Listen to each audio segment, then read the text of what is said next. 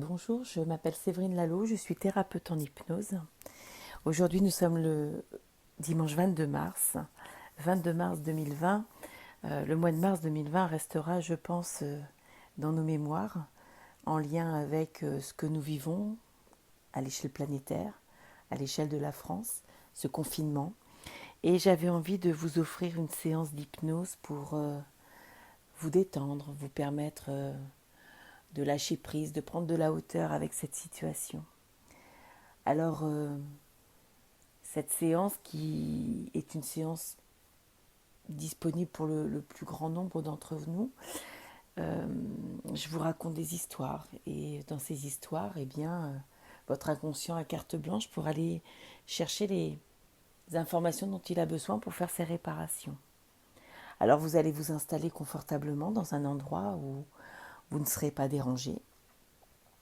Je vous invite à mettre un casque sur la tête pour vraiment vous créer un petit peu de, encore plus un effet cocoon. Et je vais vous expliquer en quelques mots ce que c'est qu'une séance au cœur de soi. Une séance au cœur de soi, c'est du conte thérapeutique. Le fait de fermer les yeux va vous mettre en condition de conscience augmentée. Et déjà, avec la condition de conscience augmentée, eh bien, les portes sont ouvertes pour aller discuter avec votre inconscient. Au fil des histoires, vous pouvez peut-être partir en condition de conscience modifiée, qui est l'état d'hypnose. Et là, je dirais que les portes sont très très grandes ouvertes pour recevoir tous les messages cachés que cachent mes histoires. À la fin de la séance, quand je vous dirai de réouvrir les yeux, eh bien vous reviendrez ici et maintenant, à l'instant présent. Durant la séance, la seule chose que vous avez à faire, c'est fermer les yeux et vous laisser guider par mes histoires. Alors il y en a peut-être qui ne vont pas vous parler, d'autres qui vont peut-être plus vous parler, peu importe. Le principal est que je livre un trousseau de clés à votre inconscient qui, lui, a carte blanche pour faire les réparations nécessaires. Je vous propose donc de trouver un endroit calme et quand vous êtes prêt, eh bien, la séance va pouvoir commencer. Je vous invite à fermer les yeux pour mieux imaginer le coucher de soleil que j'aimerais vous emmener voir. Cela n'a rien de romantique, mais quelque chose de magique. Car je ne sais pas si vous avez déjà pensé à la même chose que moi, mais quand j'étais enfant, j'aimais beaucoup ce moment. Car je me disais, c'est les moments où les choses s'inversent. Le jour devient nuit, comme on retourne un gant. Et j'aimais cette sensation d'avoir suffisamment tourné en rond pour avoir le droit de voir autre chose. Un ciel étoilé, une obscurité illuminée, car il m'est arrivé d'être ébloui dans la nuit par les phares d'une voiture que je croisais, comme j'ai déjà eu l'impression de ne rien voir le jour, quand le brouillard était trop épais. Mais vous savez, à un moment, on sait que le brouillard va se lever. On ne sait pas quand, mais on sait qu'il finira par s'en aller. Et c'est cela qui est rassurant, de savoir que ce moment va finir par arriver. Comme lorsqu'il pleut, on sait qu'à un moment, le ciel finira par arrêter de pleurer. Alors, bien évidemment, suivant le pays où nous sommes, la pluie va plus ou moins durer. Tout dépend si nous sommes en France, à Haïti ou en Colombie, en Thaïlande ou aux États-Unis.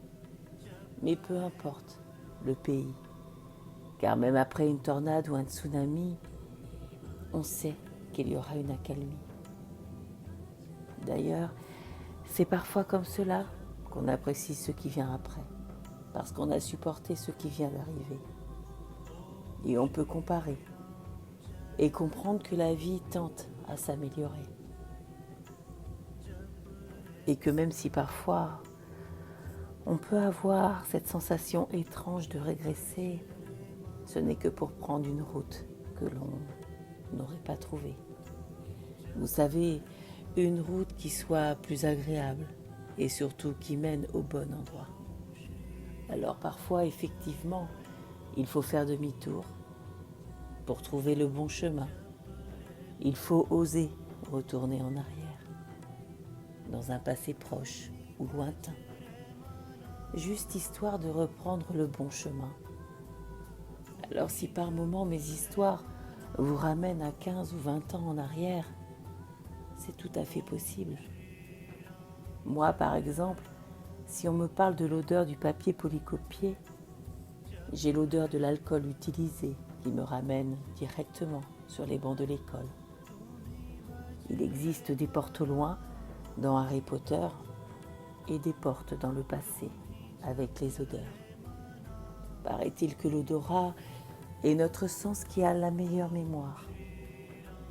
Mais vous pouvez utiliser d'autres sens pour visualiser mes histoires. L'essentiel n'est ni de sentir, ni d'entendre, ni de ressentir, ni de voir, mais bien de se laisser emporter doucement par le courant de mes mots, comme un enfant se laisse endormir par un conte le soir. Mais est-ce vraiment le conte qui endort l'enfant ou la douceur des mots de sa maman? À moins que ce soit l'enfant qui décide à un moment de lâcher le monde conscient pour aller dans l'inconscient. Jérémie avait 2 oreilles, ce qui est logiquement normal pour les hommes. Mais Jérémie avait des oreilles plus grandes que la norme. Il savait que les oreilles étaient utiles. Elles lui permettaient de se lever la nuit s'il entendait un de ses enfants pleurer. Mais elles lui posaient un grand problème parce qu'elle entendait plus de choses qu'elle ne le devait. Par exemple, il pouvait entendre ses voisins de la rue d'à côté se disputer. Et impossible à ce moment-là de fermer l'œil de la nuit. Il entendait aussi les gens parler sur son dos. Il entendait trop et il ne pouvait jamais apprécier le silence. Un jour, il se rendit chez un spécialiste qui observa ses oreilles et lui dit « Vous savez, il est normal d'avoir des oreilles. Elles permettent d'entendre les dangers arriver, mais aussi de discuter avec des amis, d'entendre des mots doux de sa chérie. Et le problème avec vos oreilles, c'est qu'elles sont réglées uniquement sur le négatif. Elles amplifient le négatif. Je vous propose de procéder à une petite opération pour qu'elles amplifient le positif. Est-ce que vous êtes d'accord ? Jérémie accepta et 1 semaine plus tard, le spécialiste l'opéra. Il lui retira un excédent de négatif qu'il mit dans un bocal pour le monter à Jérémie. Jérémie n'avait jamais vu de cire de négatif. C'était noir par endroits et gris à d'autres. Le spécialiste lui dit alors « Cet excès de négatif a été absorbé par vos oreilles d'enfant. Je ne sais pas ce que vous avez entendu dans votre enfance, mais ça n'avait pas l'air rose. J'ai analysé la cire, elle date d'environ de vos 7 ans. M'autorisez-vous à la détruire maintenant ?» Jérémie accepta évidemment. Il était temps que ses oreilles lui servent à entendre aussi les belles choses. Alors, je me disais que peut-être il serait temps pour vous également de reconnaître que l'anxiété peut être utile à petite dose, qu'elle peut nous avertir d'un danger et disparaître une fois qu'il est écarté. Mais qu'il faut enlever l'excédent d'anxiété pour que vous cessiez en permanence de vous inquiéter. Je vous propose de régler vos oreilles et vos yeux sur la fonction positive. J'aimerais maintenant vous raconter l'histoire d'une jeune femme qui avait entendu toute son enfance: si tu travailles mal, tu seras femme de ménage. Et bizarrement, c'est comme si le si n'avait pas été entendu par son inconscient, et qu'elle n'avait pas entendu, et qu'elle n'avait entendu que l'injonction: tu travailles mal, donc tu seras femme de ménage. Alors, malgré toute sa bonne volonté pour bien travailler, c'est comme si cette phrase sabotait toutes ses tentatives pour réussir. Et régulièrement, lorsqu'elle ramenait son carnet de notes à signer, ses parents lui disaient: ma pauvre fille, ou tu es vraiment bête, ou tu es feignante. Ils ont dû t'échanger à la maternité. D'ailleurs, elle avait fini par croire que peut-être, effectivement, elle était la fille de 2 ratés, car même sa naissance avait raté, au point de l'échanger contre un autre bébé, beaucoup plus doué qu'elle. Et parfois même, elle imaginait ses vrais parents avec un enfant intelligent, et son cerveau finissait par se faire des nœuds d'imaginer des choses aussi stupides. Parfois, elle avait envie d'hurler: taisez-vous, vous vous trompez. Arrêtez de me mettre ces idées en tête. Mais la plupart du temps, elle se renfermait sur elle-même. Elle avait donc fini par vivre la vie que ses parents avaient décidée pour elle. Et elle était devenue femme de chambre dans un hôtel. Elle voyait rarement ses parents, mais quand elle les voyait le jour de Noël, elle avait l'impression que ce moment de torture durait 10 ans. Elle continuait à les voir pour leur faire plaisir, mais elle ne ressentait qu'un mélange de déception, d'indifférence et de colère.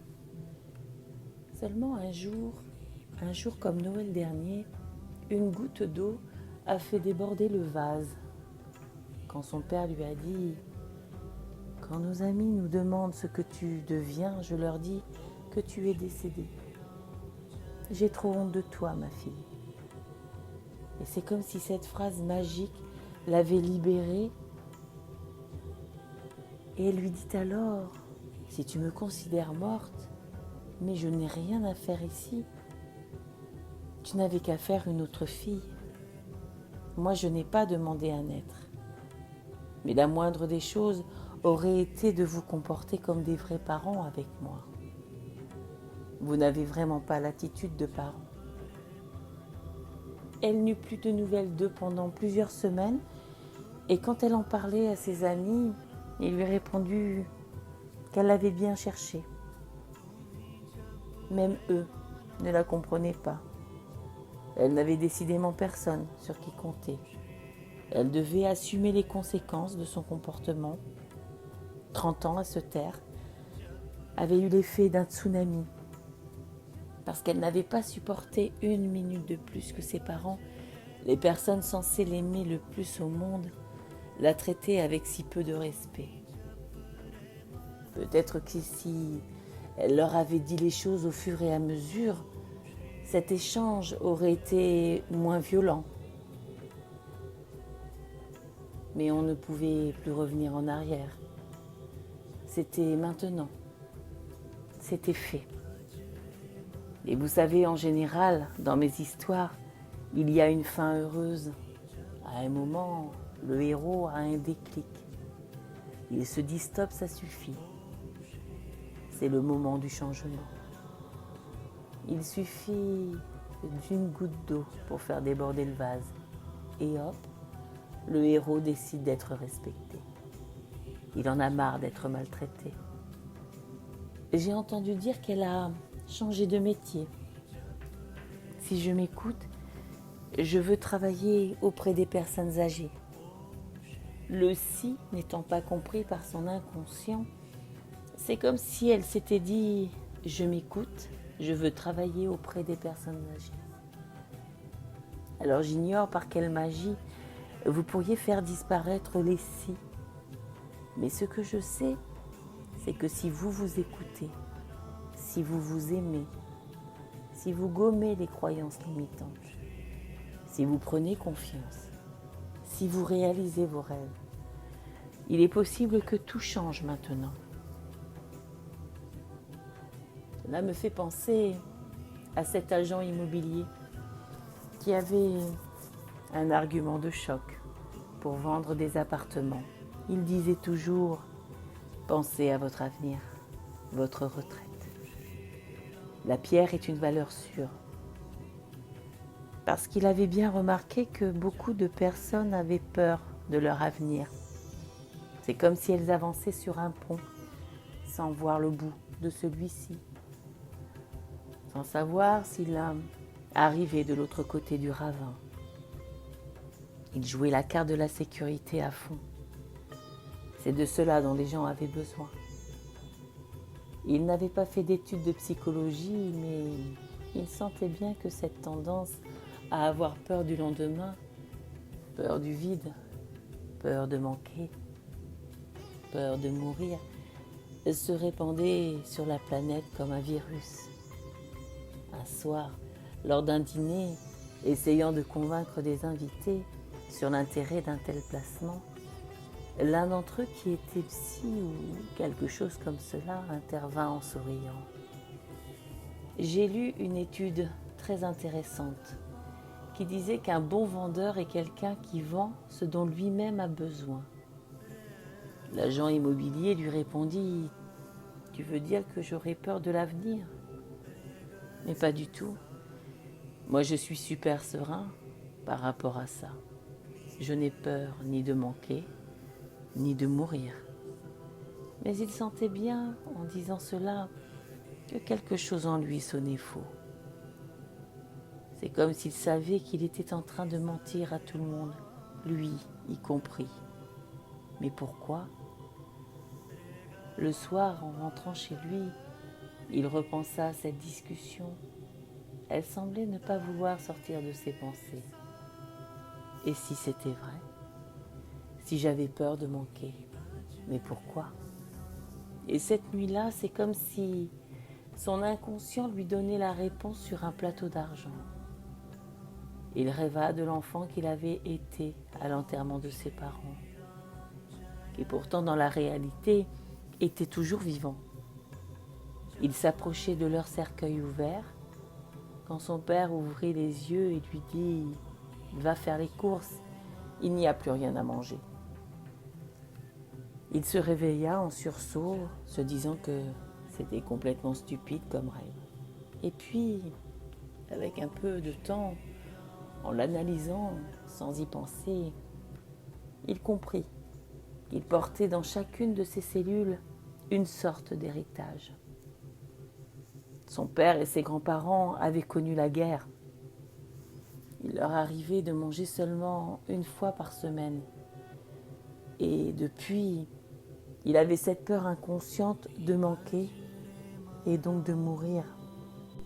Ne sachant que faire de cette information, il décida de contacter la personne présente au dîner, qui semblait s'y connaître en matière de psychologie. Celui-ci lui conseilla de créer un arbre généalogique sur lequel chaque membre de sa famille avait une peur de manquer, puis de gommer cette peur et de mettre à la place quelque chose de positif. Comme par exemple, ma grand-mère savait toujours faire de bons plats avec 3 fois rien. Mon grand-père savait toujours réparer les choses, il était ingénieux, etc. Et petit à petit, il remplaça cette peur de manquer par l'idée que quoi qu'il arrive, il réussirait, car il avait hérité de la débrouillardise, de l'esprit d'adaptation de ses précédentes générations.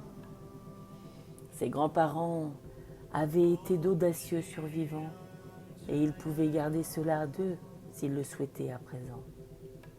Quoi qu'il arrive, il avait en lui les forces et les capacités de tout surmonter. Cette idée lui a donné confiance en lui.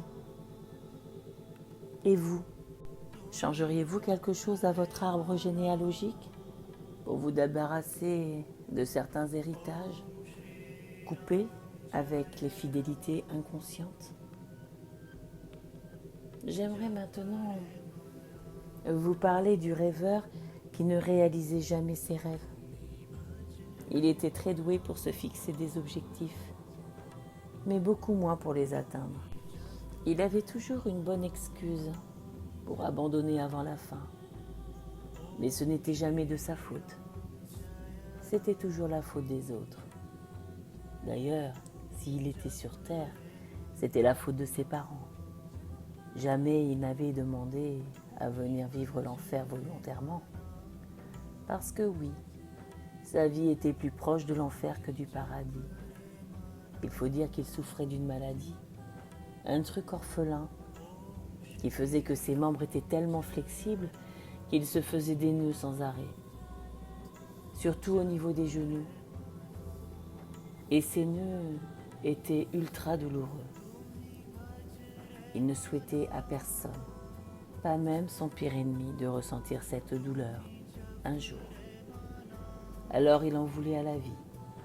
Et quand il avait un rêve, malgré son envie de l'atteindre, il se faisait des nœuds et s'arrêtait aussitôt. Fin de l'histoire. Ah non, il manque le dénouement. Un jour, comme aujourd'hui, il a compris qu'il était 100% responsable de sa vie, de ses choix, de ses maladies. Quand il a accepté d'être responsable, son corps a arrêté de s'en mêler. Quand il s'est pardonné, les douleurs se sont envolées. Quand il a cessé d'en vouloir à ses parents, la colère qui le rongeait de dedans a disparu.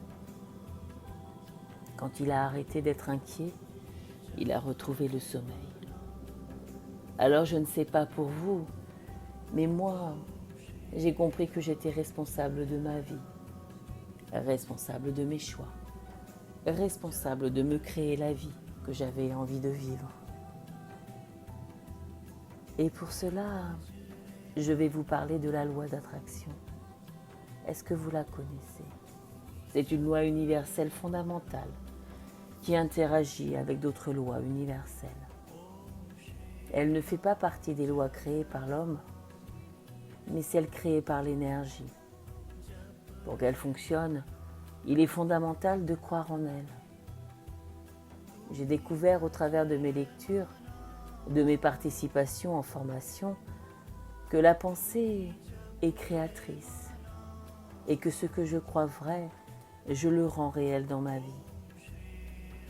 En fait, j'ai compris qu'avant d'être un être fait de chair et d'os, nous étions un être énergétique et que nous émettions une fréquence vibratoire. C'est un peu comme la radio. Quand vous sélectionnez 107.7, eh bien, vous recevez radiotrafic et non énergie. Eh bien, dans la vie, c'est pareil. Quand vous émettez des idées positives, eh bien, vous attirez à vous des situations positives.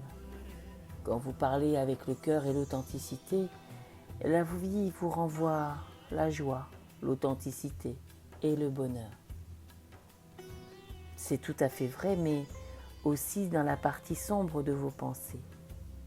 Plus vous pensez négatif, plus vous attirez à vous des situations et des personnes négatives. C'est ça, la loi d'attraction. En fait, un petit bout. Comme je vous le disais tout à l'heure, cette loi fonctionne en interaction avec d'autres lois, et notamment la loi universelle d'alignement. Cette loi nécessite d'être parfaitement en accord avec ce que nous pensons. Nous disons par la parole et agissons par nos actes. Oui, si ces trois conditions ne sont pas remplies, alors la loi d'attraction restera inactive. Trop ont cru qu'il s'agissait uniquement de se croire dans une situation au présent et de laisser la magie opérer. Eh bien, ce n'est pas aussi simple que cela. Il nécessite un autre élément tout aussi important à l'attraction. C'est l'alignement. Cela fait référence à nos désirs et parfois notre malaise à désirer ce que nous désirons, par loyauté ou fidélité familiale, je ne sais pas. Et comment nous contribuons à nos projets. C'est par exemple comme une personne qui n'aime pas son travail, qui rêve de changer de travail et en même temps se sent malgré tout en sécurité, de par la régularité de ses revenus, n'arrive pas à opérer le changement et à postuler ailleurs. Et bien même si elle désire fort changer de métier, qu'elle s'imagine être dans un autre métier et qu'elle n'envoie pas de CV ailleurs, même la loi d'attraction sera inefficace dans cette configuration. Moi, je me rappelle quand en 2014, une petite voix m'a dit « quitte ce travail ». Qu'est-ce que j'ai eu peur. J'étais cadre, directrice des ressources humaines, avec un salaire confortable, mais l'appel était trop fort à l'extérieur et c'était vital pour moi de changer. Alors, j'ai fait le grand saut. Pas seule, pas n'importe comment. Je me suis organisée, je me suis faite accompagner par des thérapeutes pour guérir ma peur du manque d'argent. Et en fait, quand j'ai choisi de décider de donner ma démission, sans trop savoir ce que j'allais faire, la vie m'a tout servi sur un plateau. C'était magnifique, magique. Chaque jour une rencontre, une information. Tout m'était facilité. Alors, forcément, ça m'a rassurée de me sentir soutenue et donc, forte de cette positivité ambiante, eh bien, je me maintenais dans le verre à moitié plein. Et j'ai compris que le soutien venait après. J'ai compris que si j'attendais toutes les garanties pour faire mes grands choix, il ne se passerait rien. C'est comme sauter dans le vide en oubliant que nous avons tous un parachute invisible et qu'il s'agit, une fois sauté dans le vide, d'enclencher le déploiement du parachute. Et vous, est-ce que vous diriez-vous de sauter dans l'inconnu et d'ouvrir votre parachute de la vie? Et je vous propose donc de devenir l'artisan de votre existence. Et ça commence par définir ce que vous désirez être, devenir. Vous prenez un papier, un crayon et vous commencez par écrire tous vos rêves, même les plus fous, tous vos souhaits, toutes vos envies, tous vos projets, même ceux auxquels vous aviez jusqu'à présent renoncé. Ensuite, je vous invite à choisir des photos dans des journaux qui illustrent vos projets. Cela pourrait être un avion pour illustrer des voyages, une liasse de billets pour illustrer l'abondance, une photo d'un métier que vous vous voyez exercer. Vous collez toutes ces photos dans un grand cadre que vous avez intitulé « Mon tableau de visualisation ». Regardez ce tableau et ressentez si c'est de la joie, de l'excitation ou de l'exaltation, ou peut-être la chair de poule qui vous traverse, je ne sais pas. Prenez un instant pour vous imprégner et plongez dans votre tableau. À partir de maintenant, votre commande est passée, le processus d'accès à vos désirs est lancé. Imaginez-vous d'ici quelques jours, quelques semaines, quelques mois, heureux de vous réveiller et vous dire « J'ai de la chance de m'être libéré de mes croyances du passé » et de constater que vos rêves sont devenus réalité. Voyez-vous heureux et épanoui maintenant que vous avez confiance en vous, en la vie, en votre capacité à fournir toutes les actions nécessaires à la réalisation de vos projets et vos rêves les plus fous. Voyez comme votre entourage est fier de vous voir aussi facilement transformer vos rêves en réalité. Parce que ça y est, vous avez tout compris. Vous savez utiliser la loi d'attraction. Voyez comme les personnes autour de vous se nourrissent de vos actions, vous prennent comme modèle. Voyez comme vous êtes heureux et épanoui tout simplement, maintenant que c'est vous qui agissez pour votre plus grand bonheur. Je laisse carte blanche à votre inconscient pour effectuer tous les changements nécessaires pour votre plus grand bonheur, pour vous sentir bien dans votre peau, votre corps, votre tête, au cours des heures, des nuits et des jours qui viennent. Vous allez sentir l'amour circuler dans vos veines. À partir d'aujourd'hui, vous devenez la personne la plus importante au monde pour vous-même. Vous vous donnez le meilleur. Vous prenez du plaisir à prendre du temps pour vous, parce que vous méritez le meilleur. Vous prenez soin de votre existence, vous lui donnez de la valeur et votre confiance grandit en vous chaque jour. Votre inconscient a beaucoup de possibilités et de capacités, au-delà de ce que vous ne pouvez imaginer. Il peut changer votre vie tout en vous guérissant du passé. Votre inconscient est un être exceptionnel. D'ailleurs, vous êtes une personne exceptionnelle qui mérite d'être heureuse. Et je remercie votre inconscient pour l'excellent travail qu'il a déjà commencé à faire et qu'il va continuer à faire pour vous aider à guérir de tout ce qu'il y a à guérir. Et pour vous aider à accepter que tout arrive pour le mieux dans la vie. Et à partir de maintenant, à chaque fois que vous entendrez votre prénom dans la vie quotidienne, vous irez de mieux en mieux dans tous les domaines de votre vie.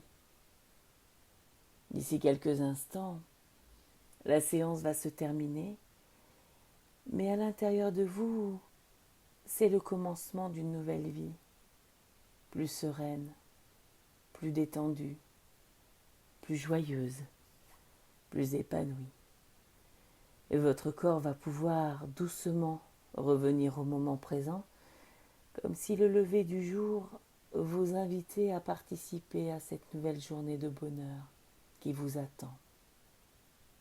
Vous allez pouvoir vous lever dans un moment, non pas pour ouvrir les volets, mais pour réouvrir votre cœur, le laisser si grand ouvert pour que toutes les choses positives de la vie puissent le remplir d'amour, de confiance, de joie. Comme un air nouveau qui purifie la pièce. Et quand vous le souhaitez, au rythme que vous souhaitez, vous pourrez réouvrir les yeux et revenir ici et maintenant, au moment présent.